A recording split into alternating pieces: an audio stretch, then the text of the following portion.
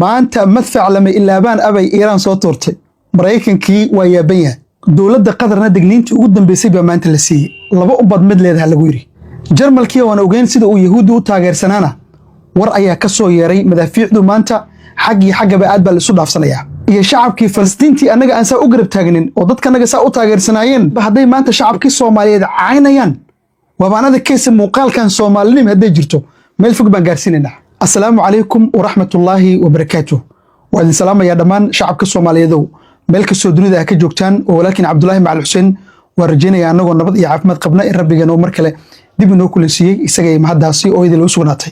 أنت دبن رب جنا كدر القاضي أنت يسوق توصل تهينا الله وبركاته نبينا عليه الصلاة والسلامنا أنقود الصلينو حالة دمان توجهك الآية يلتي دونالد ترامب فكر كيسيها إن شعبك فلسطينيين تديجانا دو دلجرره وافشلنتي سيد الله سعوتان جبي أهم بقى وافشلنتي وأنا إذن شجع وحنا إذن يري أرنتاس وحي مدين دونتا ضدك مسلمين تأمل كسوي عالم كجوجان هذا بوحي سكر لي أيان مانت إذن لو ذا جيا سود هذا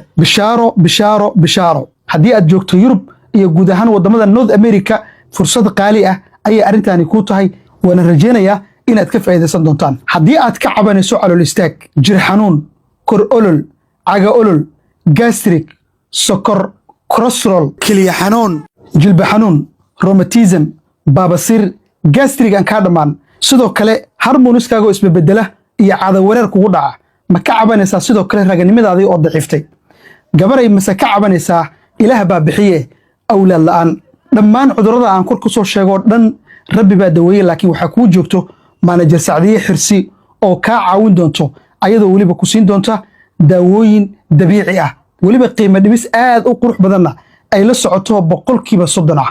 waa bishan February jaanis qurux badan waaye hadii uu miisaankaaga culus yahay sidoo kale waxay ku sii doontaa daawooyin dabiici ah oo aad miisaankaaga isaga dhimi karto ku sii darso oo dadka waayeelada ama dadka waaweyn iyo carruurta yaryar ee nafaqa daradu ay hayso sidoo kale waxay siin doonaan daawooyin nafaqadooda dib ugu soo celiso sidoo kale manager Saacdiye Xirsi waxay ku diyaarisay koorsooyin ganacsi oo aad kaga shaqeysan doonto adigoo gurigaaga joogo waxay ku bari doontaa sida online-ka loogu shaqeysto adigoo gurigaaga iyo carruurtaada dhex joogo oo aanan qof kale gacan u horsan ama aanan mishaar asayga u doonan guud ahaan casharadaana manager Saacdiye Xirsi si free oo lacag la'aan ah ayay kugu bari doontaa chance baa haysataa telefoon lambarkeedu halkan ayuu kaaga muuqdaa linkiga sida tooska aad uga xiriiri doontana muuqaalkana aad daawanayso commentigiisa ugu horeeya ayaan kuu soo dhigi doonaa haddii aad joogto Yurub iyo guud ahaan wadamada North America fursad qaali ah ayay arintani ku tahay waana rajeenayaa inaad ka faa'iideysan doontaan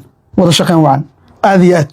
walaalayaal sida aad la socotaan wali waxa taagan oo Mareykanka uu ku adkeysanaya Yahuuduna ay aad ugu faraxsan yihiin dadka reer Gaza in laga raro deegaanadooda Mareykanku fikirka wali waa ku adkeysanaya laakiin maxay kugu taalaa guud ahaan caalamkii baa ka soo horjeesaday guud ahaan sida aad la socotaan hogaamiyahan Jarmalka waxa la socoteen sidoo u taageeri jiray maamulka Yahuuda markii deegaanada Falastiin 15 bilood ee isdaba jooga ah Yahuudu ay duqeynta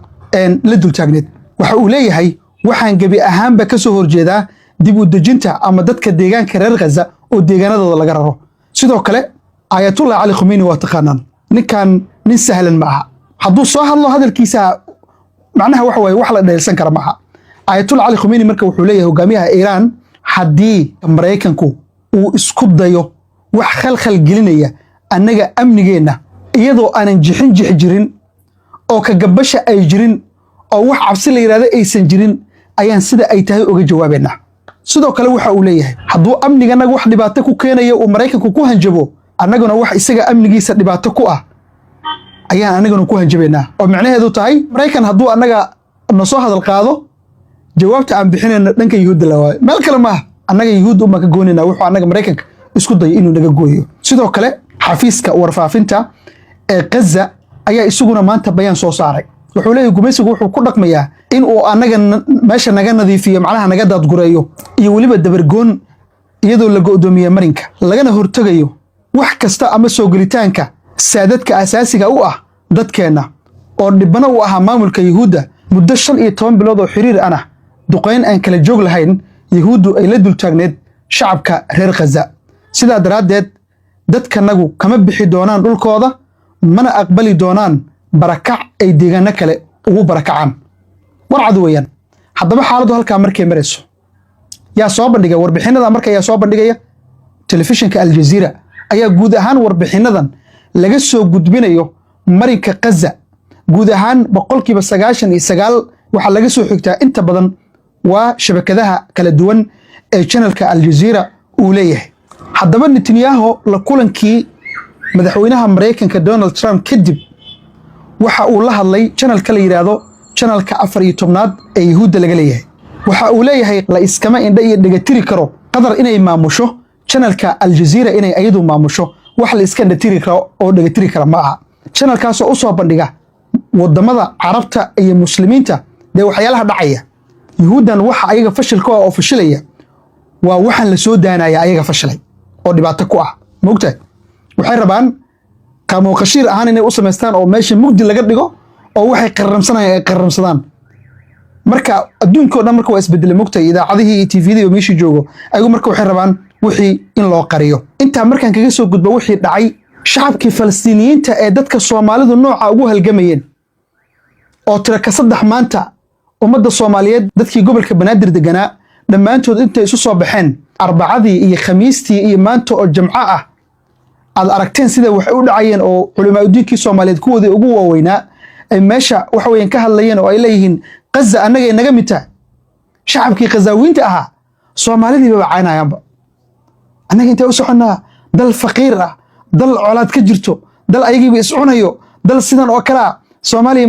marka aadayno meeshan anagu ku dhimanaa dhan Falastiiniyiintii noo galowsiin Falastiiniyiintii Soomaalidii bayba nag ka dhigan cay yab adduunkii maanta waa yaabay u fiirsaya maanta gobolada Soomaaliya dagaal ka socda hadda Puntland oo kale buurilaydaas waxa la dagaalamayo ciidamadaas maamulka Puntland ay muddadaas labada bilood wax yar dhimada ay hor fadhiyaan oo la dagaalamayaan waa Daacish argagixisii balaayi jinjaari dad ajaanib ah oo ku soo duulay dhaqaalay u baahan yihiin ciidamadaas soo dhaawacmay dhiigag bay u baahan yihiin cunooyin la siiyay u baahan yihiin waad aragtay cid garab taagan Puntland ma jirto waa ogtiin adinka dhan saas ay tahay inta la iska indhan tiray oo la iska dhiga tiray baa waxa la walaaladeen reer Gaza walaaladeen Falastiin aan garab istaagno walaaladeen inta war Mareykanka haduu dhahay Falastiin Soomaaliya loo raro in la diray ma umaleeyeen in la raray dhaqso la raray ma umaleeyeen shacabkii Soomaaliyeed maanta dadkii Falastiiniyiinta ahaa wax aanay filinin ay kala kulmeen anaga ducaan la daba taagnin dad walaaladeena waaye waa dad dhibaateysan waa dad macnaha waxa weeyaan dhibaatada dhicisa aan ognahay ayadoo waliba dadka Soomaalida qaarkood aysan isku waafaqsaneen dhaqaalaha kaalme ee loo aruurinayo oo macnaha lambarada iyo akoonada meesha lagu soo qoray dhaqaalaha lagu aruurinayo aysan dadku isku waafaqsaneen haddana dadka Soomaaliyeed ee culimada Soomaaliyeed hogaaminayaan way u dhabar adeegay runtii waxa soo caay aflagaado ku dhacayso waa loo dhabar adeegay oo waxa la leeyahay war anaga haday baahina heeso oo dadkanaga qaarkood baahi u dhimanayaan madaafiicnimo naguma socotee dal waxay joogan aysan madaafiic ka soconin oo nabad intay xali ku seexdaan meesaaka ku soo toosayaan laakiin ka waran dad ay isugu darsantay qabowga xilligan bariga dhaca ka dhacaya cunto la'aan hoy la'aan baahi ugu sii darsantay madaafiic la dul taagan yahay markii la isbarbar dhigo waa dareemi karnaa xaaladda adag caqligu waa fahmi karaa moogta midda adag dadkii Soomaalida oo marka taa ka fikiraya bay markii uu Mareykanku yiri dadka reer Gaza Soomaaliya loo raro wixii Falastiiniyiin ahaa ay bay Soomaalida nag ogaga dhigeen nag Soomaali waa meel faqiir ah ayaga baahi u dhamaanayo ayaga colaad dilootay ayaga dhaxdooda isdilayo wadan colaad ka jirta maxaa loo geenayaa nag bay naga dhigeen maxaa dhahna marka waaba yaabay markaan aniga shalay iyo daradii arinta dhacday ama ogeynba laakiin xalay ilaa Isaaka baa mutaalaca sameeyay dib baa u raacay dhagaha ay qarxan ku dhiga saas ay tahayna shacabka Falastiiniyiinta haday u maleynayaan raritaanka deegaanadooda laga raray Soomaaliya la geenay in anaga rabna haday u maleynayaan war sheekadu saas ma Falastiinay anaga in deegaanadiina la idinka soo qaxiyo oo Soomaaliya la idin keeno anaga ma rabno anaga waxaan rabnaa ila abad inaad deegaankiina joogtaan wax kasta oo karaankanaga ah oo ducada ugu horeyso oo kaalmo wixii aan awoodno aan la soo gaari karnana aan dawladaha idin garab istaagay aan ka mid noqono ma ahane deegaankiina la idinka soo raray anaga ma rabno war fasirade Falastiin marka intaas aan leenahay waraad baa u mahadsantihiin wixii kale soo kordha muuqaalada dambe ayaan idinkula wadaagi doonaa intaanse muuqaalada isla gaari doono waxaan idinkaga tegayaa nabadgelyo wassalaamu calaykum waraxmatullaahi wabarakaatuh